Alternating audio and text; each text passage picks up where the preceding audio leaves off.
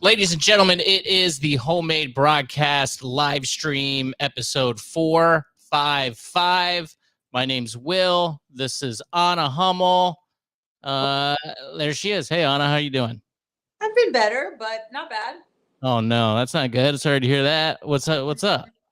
Well, as I told you, I think last week when we caught up, I don't know the difference between a strain or a sprain, but I did one of those to my MCL. Oh, scary. So not great. I've never had a knee injury before in my life. So this is new territory for me. Not happy about it, but it is what it is. So I'm icing it right now. Bummer, man. Yeah, you told me about that. You thought you'd like somebody tore it out of its socket, and you just had like a Yeah, had I waited to scream maybe a second or two later, it definitely would have torn. Something would have popped for sure, because there was like this mounting pressure where I was like, if I don't say something, by say something I mean scream, something bad's gonna happen to me. So I screamed, and this happened, of course, during my my karate, which is also known as jujitsu. And I screamed. The guy got off, and Oh, he got off from it too? My God. Yeah, he loved it. No, he unmounted me essentially, and I tried to play it off like everything's okay, but when I'm in pain or I'm scared, I immediately start crying, but not like sobbing, but like my eyes get all red and watery and tears start coming down, but I'm like, I'm fine.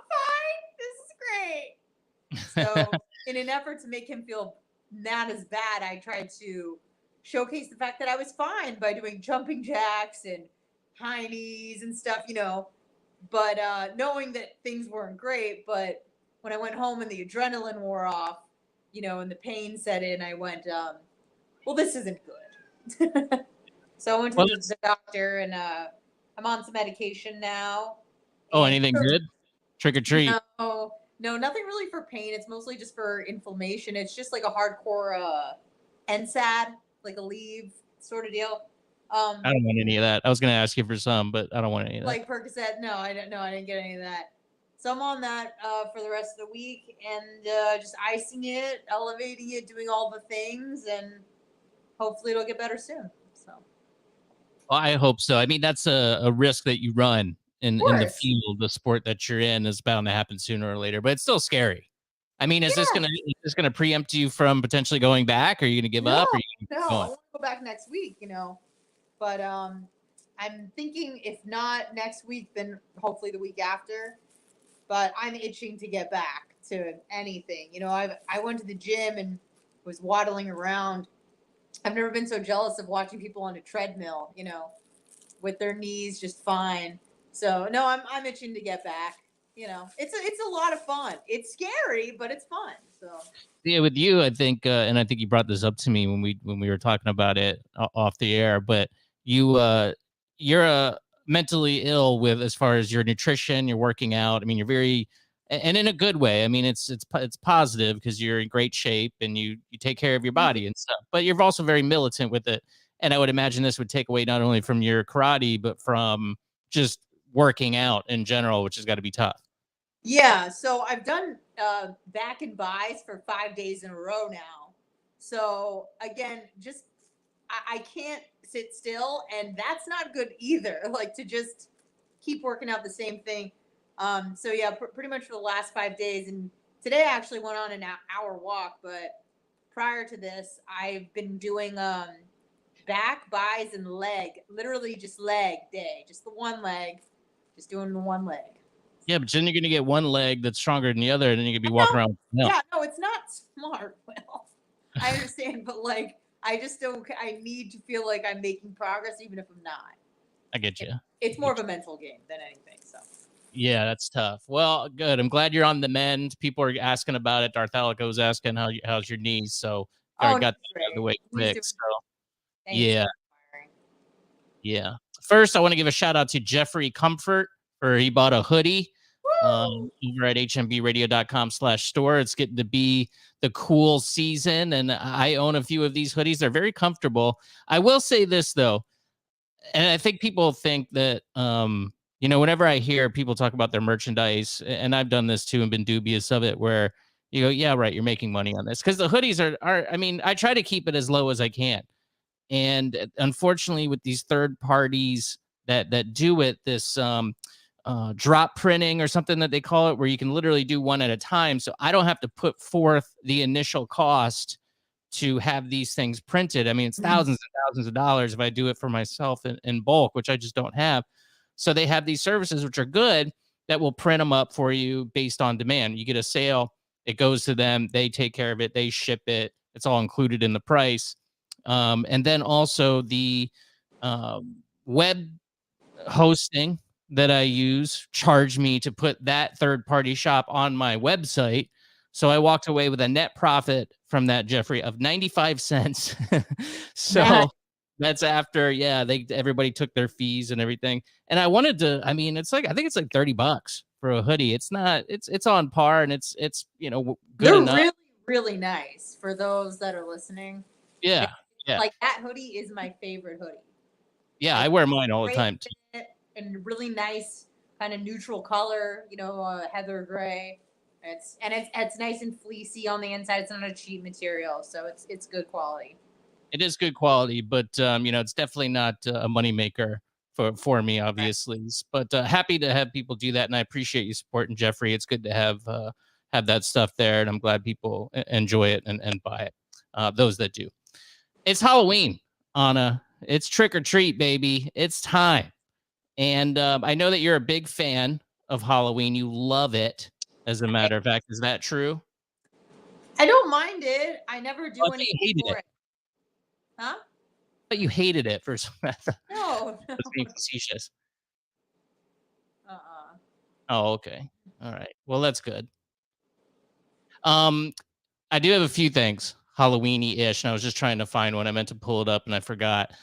Mike from St. Pete left us a ghost story. Remember I facilitated asked him for some? And I want to, hopefully you can hear this. Let's play his ghost story to get started off on a spooky note for the Halloween extravaganza. Hey, this is Mike from St. Pete. You were calling, or you were asking about ghost stories on the last pod. I have one for you. I was living in downtown Tampa, the studio apartment from 2009 to 2014, right before I bought my house here in St. Pete. And as soon as I moved in, I started noticing what I would, not really a ghost, what I would call like shadow figures. Or what, it was actually one figure. And that's, not something I normally would see coming from the place before that in Seminole Heights. I didn't normally see these things. And I'm like, that's kind of weird. Well, I just started dating my girlfriend that year, and the one I'm with now. And she said, I brought it up to her, and I was like, I know this sounds crazy, but I'm seeing like the shadow figure. And she's like, I didn't want to say anything, but I'm seeing that too. And I get freaked out, and I just like stay in bed when if she like gets up to use the bathroom at night. And I'm like, okay, so we're both seeing it. And she's not somebody who would believe in these and believe in that really. I feel like, I guess I'm a perceptive person, what they would say is tuned in. Like, I believe I could even do remote viewing. I've been doing that since I was a kid, or at least that's what I think it is. But so I think anybody can do that though. Mike, you got to elaborate on that. Please tell me when you've remote viewed. Call back and leave a message about that. I definitely want to know. If you're perceptive and open to receiving that kind of thing. I'm not. Anyway, a few months in, I mentioned it to my neighbor. I'm like, look, this is going to sound crazy, but I'm wondering if this thing is jumping from apartment to apartment. I'm like, are you seeing any shadow figure in your apartment? And he goes, no, but I will tell you this. Before you moved in, the guy that lives there hung himself from the ceiling fan in your apartment. And I guess he was going to go to jail for like pretty much the rest of his life. He was like an older guy, and he was going to go to jail for like a long time. So I guess he just ended it, and it's a studio apartment. So yeah, it was a ceiling fan right above my bed. So I mean, that was kind of weird to put all that together. Anyway, happy Halloween. Happy Halloween, Mike. Wow, that is very scary. I got to be honest, though. This is the first time hearing that, and my immediate reaction to that is that your neighbor was messing with you. Because how much did the neighbor weigh? I mean, to hang yourself from a ceiling fan, you got one above your bed or wherever. I don't think they hold much weight. I don't know. I know someone, and you know someone actually who attempted this allegedly. Actually, I do. Yeah. I don't care. This is not a HIPAA violation. This is just public knowledge, but Tuttle. Oh, did he really? I didn't know that. Attempted. He didn't succeed because he's still alive. But yeah, Tuttle attempted to kill himself on it. Well, did it fall? Did he try to do it from the ceiling fan? Then the ceiling fan ripped sure. off? All I know is that it was thwarted somehow. Either he broke it or something else happened. But he did attempt it. At least that's the legend. So. Well, I'm glad he did not succeed with that. That's awful. And happy Halloween, indeed, ever. Yeah, I don't think a ceiling fan's gonna do it. You had to do it from like where in your house would be a good place to do it. How did Robin Williams do it? Like it was like a closet door or something. Ceiling fan. No, it wasn't. No, yeah, it was something where he hung himself and like had the door like choke him. I don't know. Yeah. But you don't have to like hang from anything necessarily. You can like lean against it, See, with that too, I just feel like even I'm trying to think of somewhere in your house that would be good to commit suicide in. And I would imagine if you had some sort of staircase, maybe a second floor, obviously you could jump off the balcony, tied to. Even if you got the railing, I would imagine the weight from that would if you got a staircase would just yank down and you would fall. Maybe you could do 8 pounds, but if I tried that 240, I'm going down. You just break your legs instead. Just break my legs. Yeah, that would not be good. Yeah, I think you just got to do the taking some pills or gunshot method or something else, because I don't think hanging might be a fake way to commit that act. I don't know how I'm trying to look. I'm looking around my place and I don't see anywhere where I could possibly do that. You don't have a very hangable place to live. But I've been in other places. All right, I'm picturing your apartment now and where you could do it. There's nowhere to tie a rope to. Yeah, it'd be difficult here. If we had vaulted ceiling anywhere. Second floor. Even like I said, even in the second floor, if you got the staircase there and you tie it to the staircase, you'd have to find like a stud really to get into or something like that. It would be a lot of work. I would just be like, this is too much work. I give up. Forget it. Yeah. 813-693-2124 is that voice and text line, by the way. Happy to receive your texts and phone calls. I got a text from somebody who found the show recently and is now going back and listening to all of them, all 454. I think, though, that with RSS feeds that eventually they kind of reset like every year or two. I think that's the case, which I'm kind of glad because I don't really want my old episodes. I don't know what I said in some of those. So I'm kind of glad that hopefully they're gone. I mean, they're never gone. If they're on the internet, they're there, but hopefully not easily accessible at the very least. It is Halloween. And I do have this story that Tampa, believe it or not, ranks in the top 20 of Wallet Hub's latest study of the best cities in the United States for Halloween. I don't know what Wallet Hub is, but it's something that everybody cites on every study. Oh, they must just do like these top lists of most expensive places to live, most fun, youngest places. This is just what they do. Tampa takes the 20th spot out of 100 for the most populated cities in America, according to the study. Wallet Hub considered a variety of factors when creating their list, including trick-or-treater friendliness, Halloween fun, and Halloween weather. Cities were ranked on the trick-or-treater friendliness with a considerations to population density, crime rate, vehicle versus pedestrian-related crashes, perception of safety, and more. Halloween fun used metrics like average price of a Halloween party ticket via Eventbrite, okay?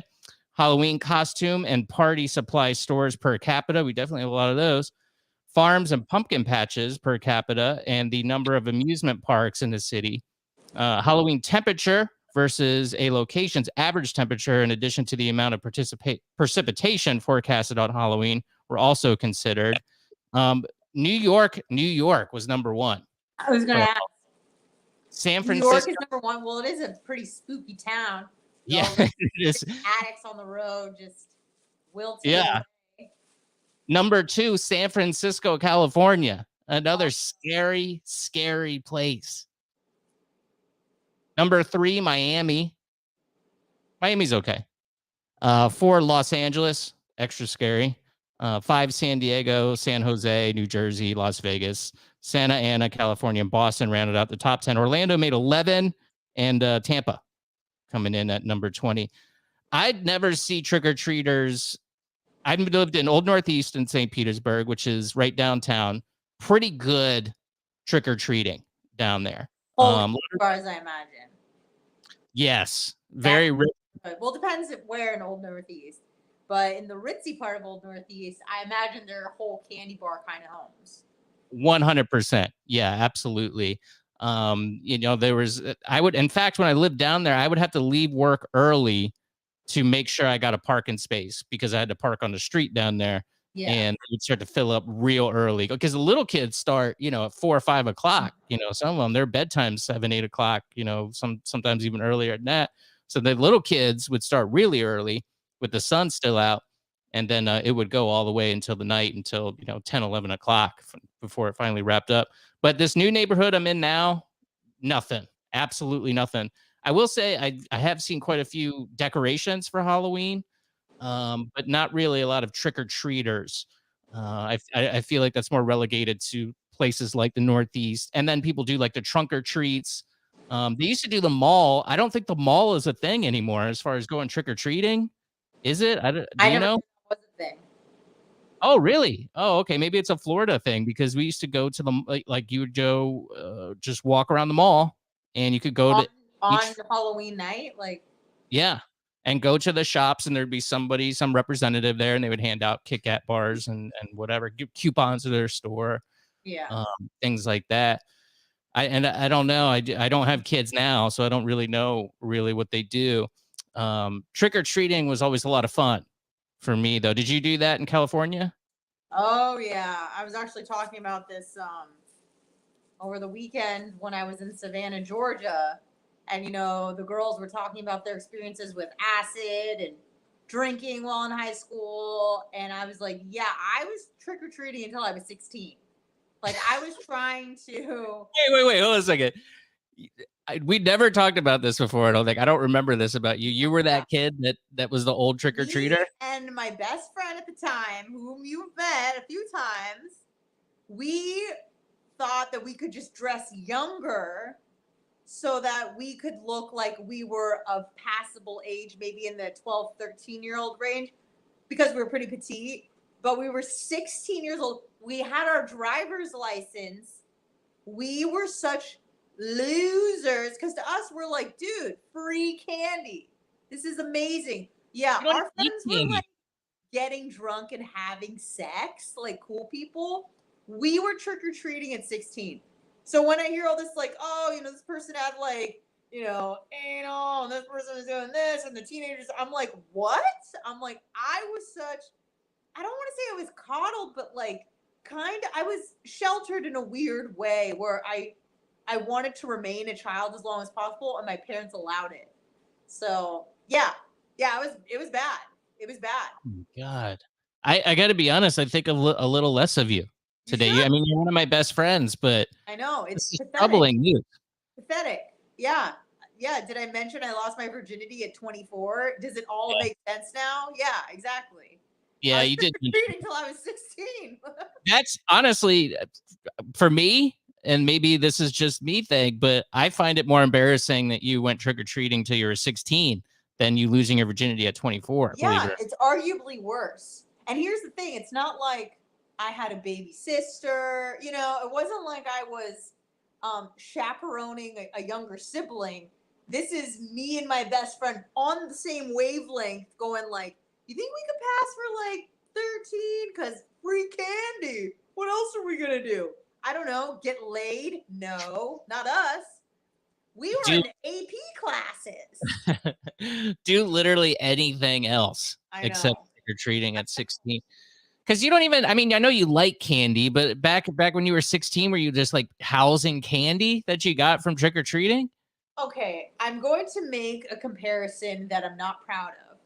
But you know how adults, many adults in Florida, are Disney adults, and they have this obsession with Disney because it reminds them of their youth and it's somewhat nostalgic. Well, me and my best friend, we went trick or treating every year since we were like 4. So, and then after that, we would like trade candy, like stuff that children do. But we really just didn't want to let go of that tradition because it brought us so much joy in the past. So I think we were kind of holding on to that nostalgia. Again, I remember it being my last year because I'm like, this is pathetic. This is embarrassing because I remember going around my neighborhood and there were no other kids our age doing that. So I think I was wearing like some sort of hat and I like pulled it down really low because didn't want people to see me, but also not enough to not do it. Like I still did it. So Wow. yeah, What yeah. was your last Halloween costume that you remember dressing up when you went trick or treating for the last time? What did you dress I, as? we were freaks. What's that? We just got a bunch of like random clothes. Oh, so you didn't even try. I mean, you didn't even try. You just went for I'm just gonna wear goofy things out of my mom's Yeah, I closet. had like a propeller hat and like I was probably wearing like a jean jacket with like snow pants and maybe like gloves or something. Any resistance when you went up to these homes and they're like, "There's some teenagers at the door wearing goofy clothes. I'm not giving you candy." uh no, I don't think so. I think Really? yeah. Yeah. Man, It wow. was pretty bad. Pretty bad. And the year before that when we were 15, we dressed up as giant babies.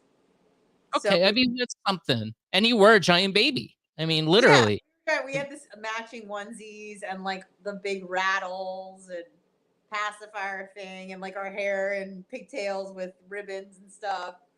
But the last year we really phoned it in and we were 16. Mm.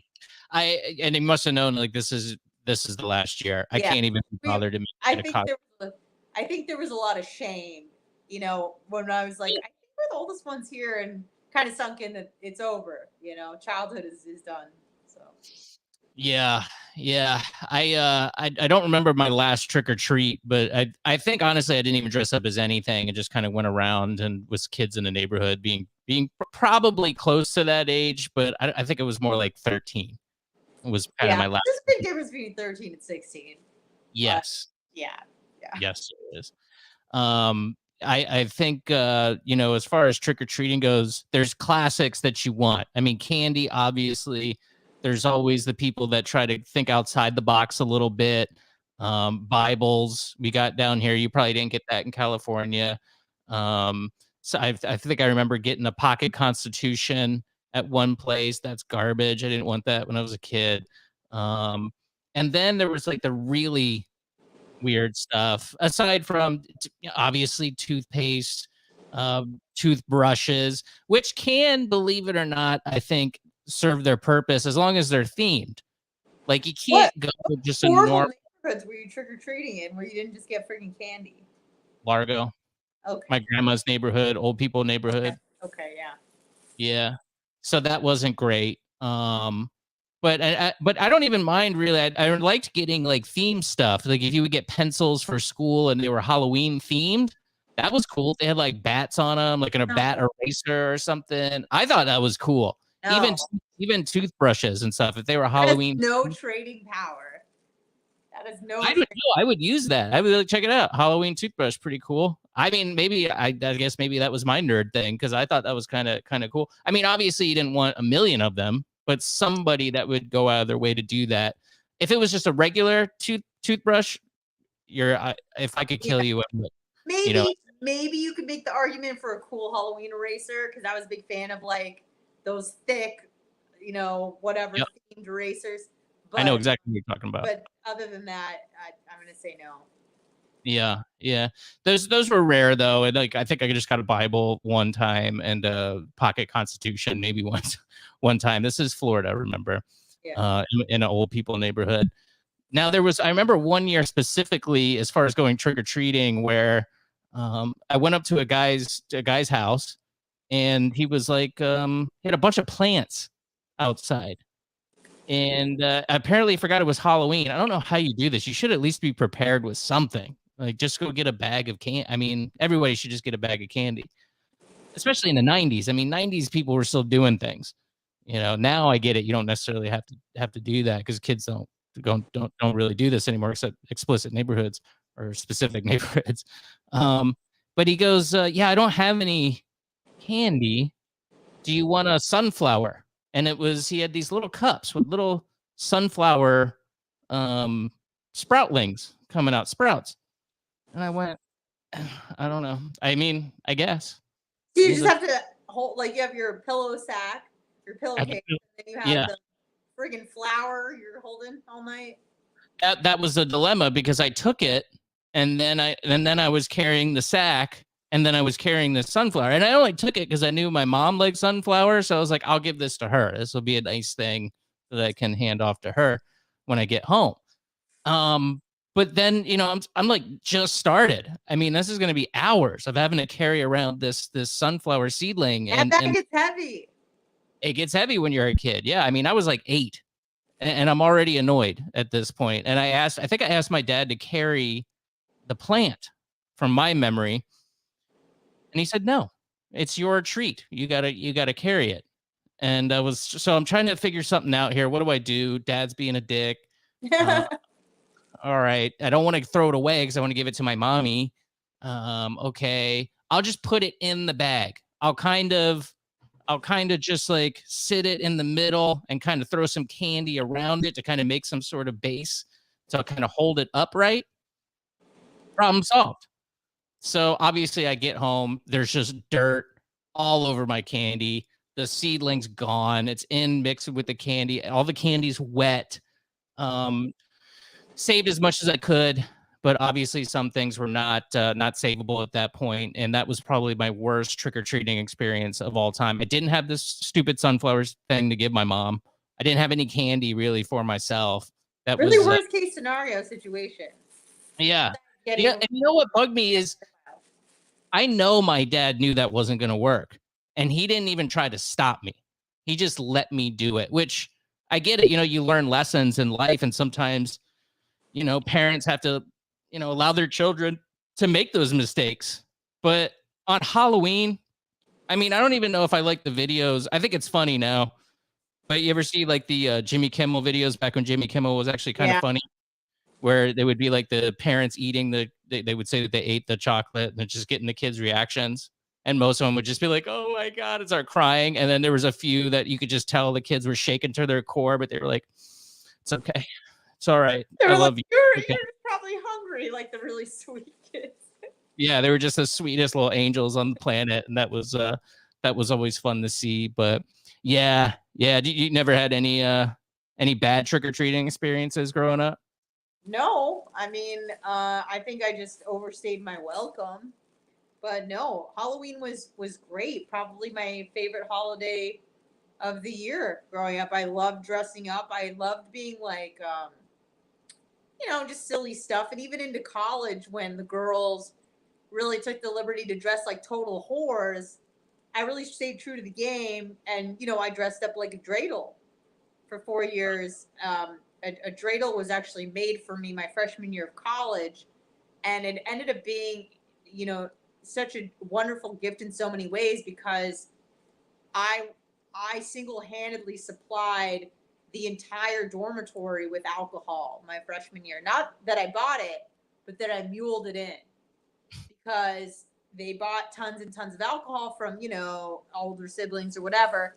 And I had to meet my friend in the parking lot at the beginning of the night, whatever, Halloween, Friday night, Saturday night. And they had 4 backpacks. And so I wore the dreidel out to the parking lot. This whole operation, take the dreidel off. 4 backpacks were placed on me, front, back, side to side. Dreidel goes back on again. It's just a cardboard box, and just slowly walk back and went through. They had like extra security that night, but nothing serious. This was like 05. There was no like screening. It was just like, all right, are there any strangers coming into the building? And everyone there is 18, so obviously nobody can drink legally. So once I got into the dormitory, I took off the dreidel, 4 backpacks filled to the brim with liquor. So, I really was the sung hero that year, that I saved Halloween. Your Judaism served a purpose, which I'm kind of glad you brought that up, because I wanted to get to another spooky subject just before we go, and it's more in pop culture. I don't really pay attention to pop culture very much, but there's some things that are unavoidable, and I'm sure you heard about it too, which is Kanye West's statements about Kanye. His name is Ye. Sorry, Ye West. Ye West, artist formerly known as Kanye West. He made some comments on what was that podcast called? Do you remember? Champagne Kings, Drink Kings, something? Well, it started on Instagram when he started screenshotted a bunch of text messages between him and P. Diddy, I believe, is how it started. Then he got banned on Instagram, and then he just kept digging himself deeper into the hole. So he went on that Champagne Poppy or whatever. Then he went on like Tucker. They edited that. Then he went on like Pierce Morgan. Then he went on Lex Friedman. He's just digging himself in a deeper hole. But it started with P. Diddy, text to P. Diddy. Yeah. Okay. And that kind of came from the Fashion Week too, where him and Candace Owens came out in the White Lives Matter deal. Yeah. And that just caused an uproar. All the right people got mad about that. And I listened to Lex Friedman's podcast with him, the whole thing. You listened to all of it? The whole thing.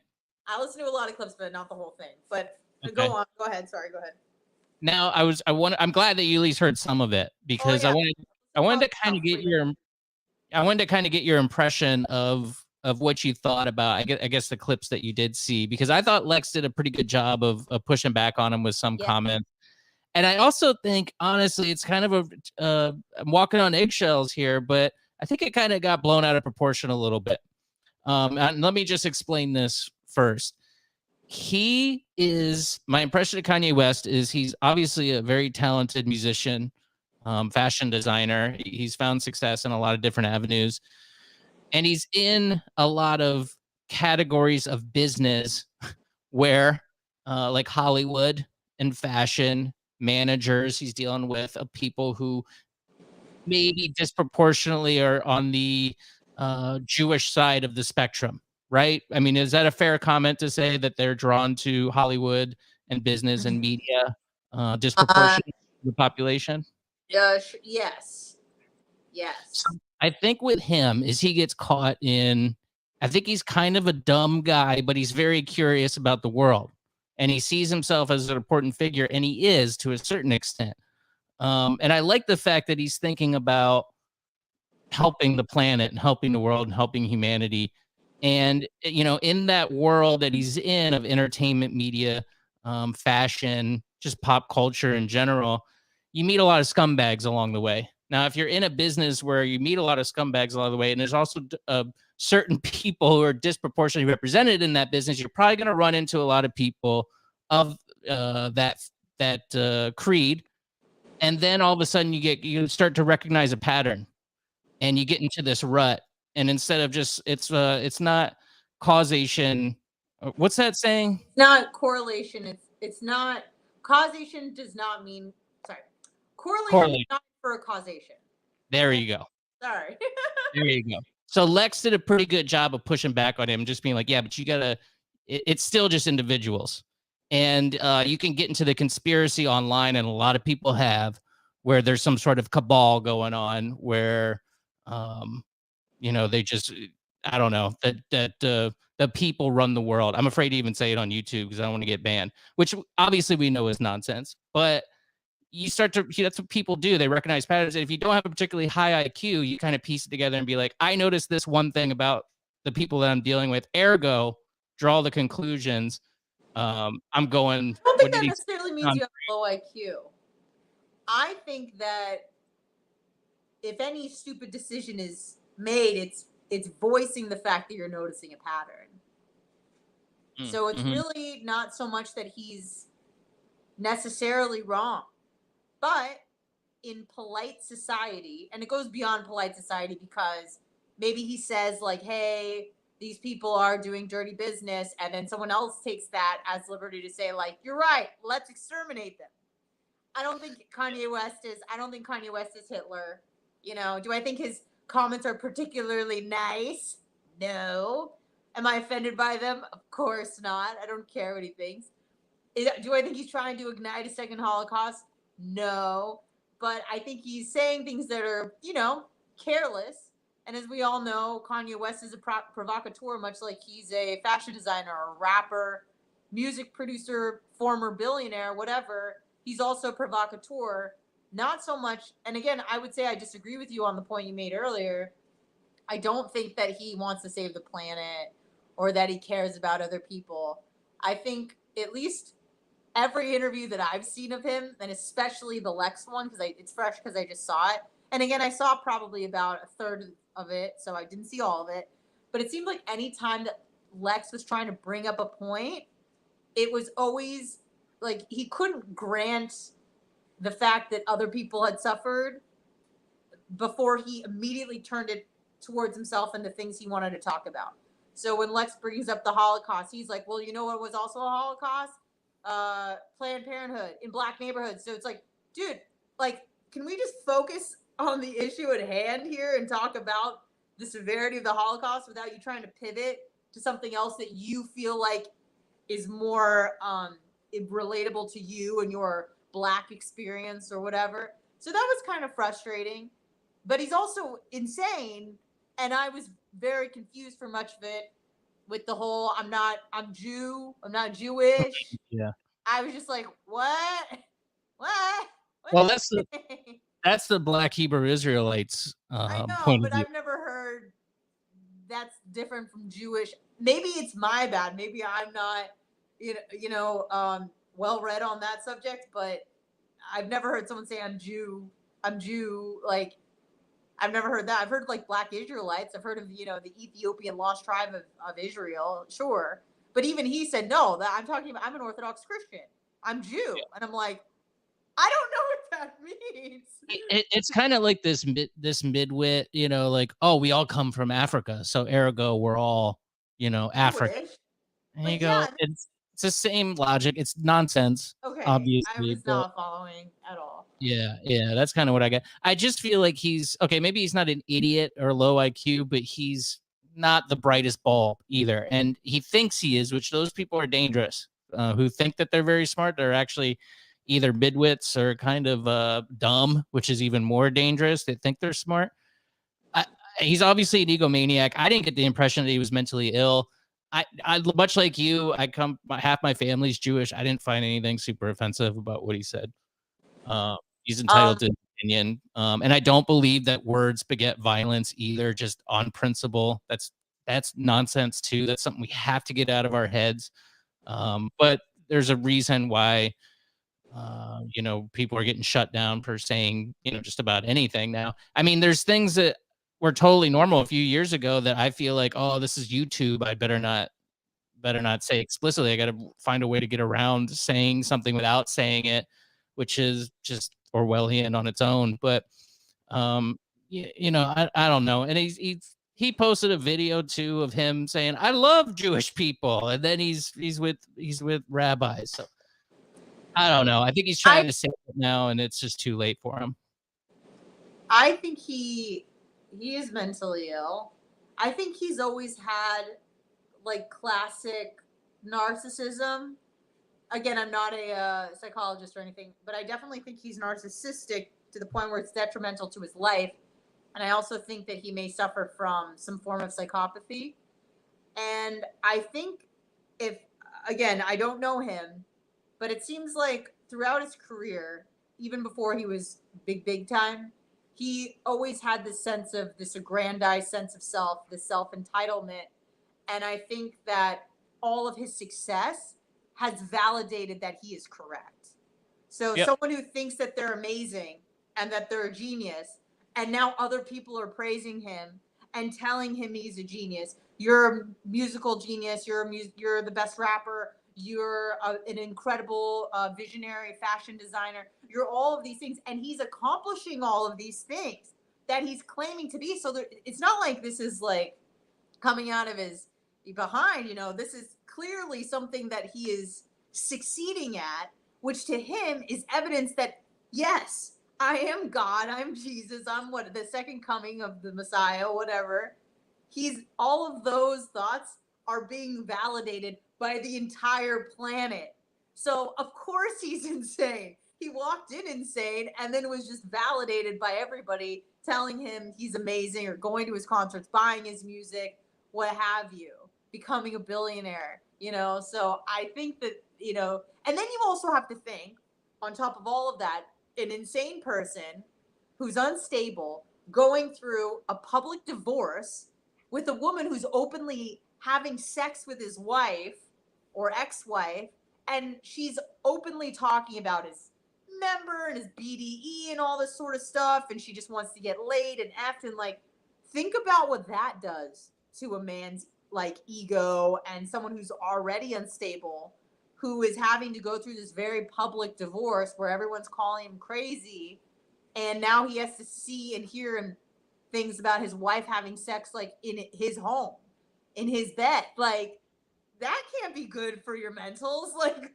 so, you know, he's going through a lot. Not that I have sympathy for him, but I'm just trying to explain, or, you know, try to explain to myself a possibility of why he's acting out the way that he is.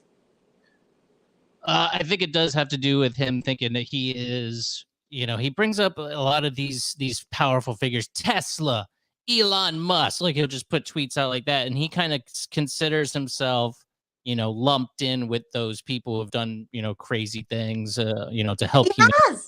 And he has, and no one, I don't think anyone can take that away from him. Like, he's accomplished a lot. Can't lie. Yeah.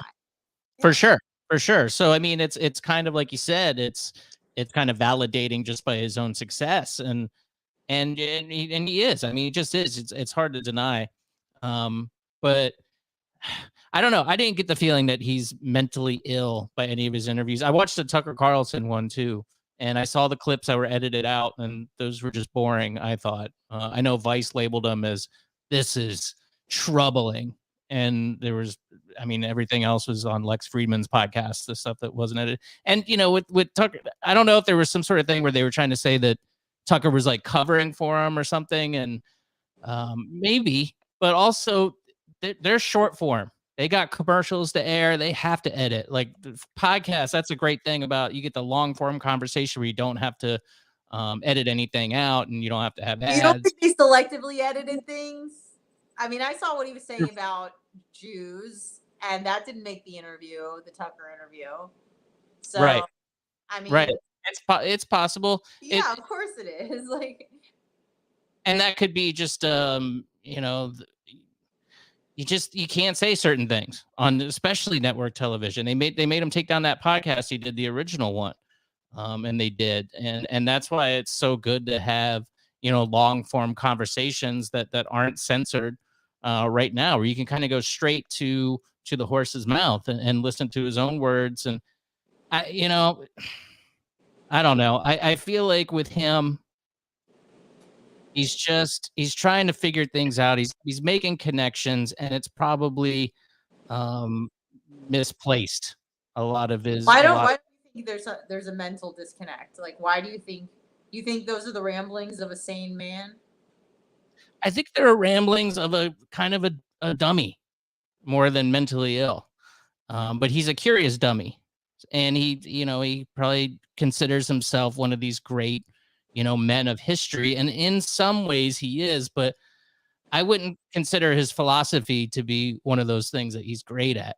I mean, narcissism is a mental illness. It's in the DSM. Like, yeah, psychopathy is. Someone called into our show today and said that he had a lot of like word salad, which is a symptom of schizophasia, which is like a form of schizophrenia, where you're hyper paranoid about things. I don't know. I'm not a psychologist, and I don't know him personally, so I can't really say. I don't think I think he's got a few loose screws. I mean, I don't think he's like pure evil and he's like a danger to society. I just don't understand. I don't understand his end game, I think. Because I was thinking about that today. I'm like, what is his end game? Does he think that is he following the Andrew Tate blueprint, where he thinks that if he can just get canceled from everything, it will blow him up even bigger? Like, is that the goal? Because that's what Andrew Tate did. And it worked. Like, he got it canceled from everything. Guess what? Went on Tucker Carlson. Guess what? Went on Piers Morgan. Guess what? Was doing podcasts with like Patrick Bet-David on Valuetainment. Was doing all these sorts of things. And he was like this persona non grata. But then everybody wanted more of him because he was like, he was dangerous. Demonized. Taboo. He was taboo. So I'm like, is that what Kanye is doing? Because Kanye is already that level, but I guess when you've like achieved everything, you're at this point, he's just going for like legacy, despite the fact that he says he wants to be forgotten. I don't know if whatever that means, but at least while he lives, he's going for legacy. I want to be a tycoon. I want to be an icon. I want to be, whatever, really a shaper and a shifter of culture, that sort of thing. So I just don't know. I'm like, what's your game plan? Like, I don't care if you say things about Jews, like whatever, but what are you thinking you're going to get out of this? Are you trying to stay true to the game? Like, I'm just being honest and I'm not going to be censored and no one's going to censor me. Is that it? Is the Jew hill really the one you want to die on? Like, what are you trying to accomplish? I don't understand. I don't know either. I just feel like he's seeing a pattern and he's like, this is weird. I'm going to call it out. I'm going to use my influence to call it out. And you can go down the rabbit hole, the slippery slope of this will eventually lead to some sort of violence, and maybe it will. I don't know. Like, if you don't like him, just don't buy his records, don't buy his clothing, and say, oh, I don't like that guy. He sucks. And, I don't understand this push to just deperson people for bad opinions, because a lot of people have bad opinions. Everybody has bad opinions. Many of them we spout out on this show weekly.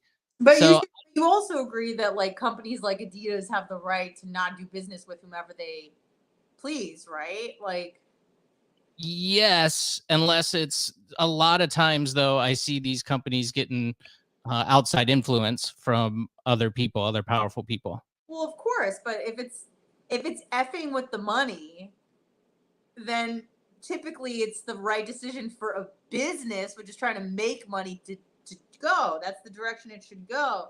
So I don't think it was a bad decision that Adidas dropped them. They're like, we can't have this guy associated with us. Like, this is not good for our business.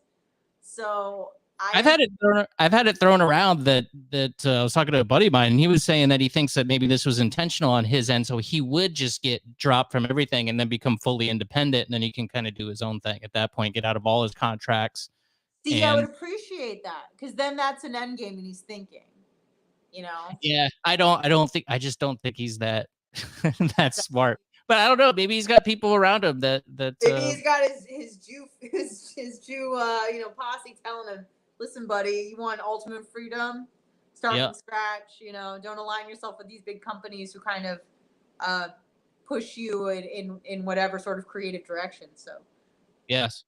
Well, you know, anti-Semitism is very spooky, and I'm glad we got to talk about it on it is. Halloween. I made this or I didn't make this pumpkin. Someone made this for me. It's very cute. It's adorable. Snow baby pumpkin. Anna, thanks so much for your time today. I was excited because you said that you were going to actually be here in the studio, I know. and I was hoping we could get dinner afterwards, but that's okay. Your fault. Sorry. I will probably still have a gimp leg next week, so we maybe could do it then, possibly. Mayhaps. We'll see what the haps is. I got you a microphone. It doesn't work, of course, for the second time in a row. So hopefully we'll get that remedied in the near future. And Anna, I'll send you off. Good luck with your leg. And any Halloween plans? What are you gonna do for Halloween? Go trick or treating. God damn you, Anna Hummel. All right, thank you. All right, bye guys. Bye. There she goes. Thank you, Anna. Thank you for tuning in. I certainly appreciate it. Please spread the word and tell people Will's YouTube, Will's podcast, .com. Both of those end in .com. And of course, hmbradio.com. Homemade Broadcast Radio, HMB Radio, all one word. Twitter, Instagram, home_made_man. Leave your comments down below. What do you think about Kanye West?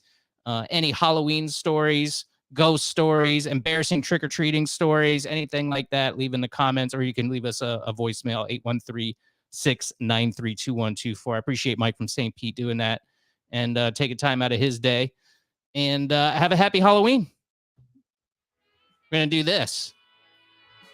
Ending music. Sounds good. What else? I think that's it.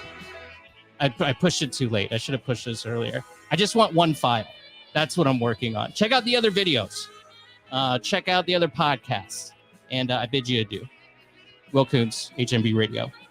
On RadioSt.Pete.com and HMBRadio.com. Bye-bye.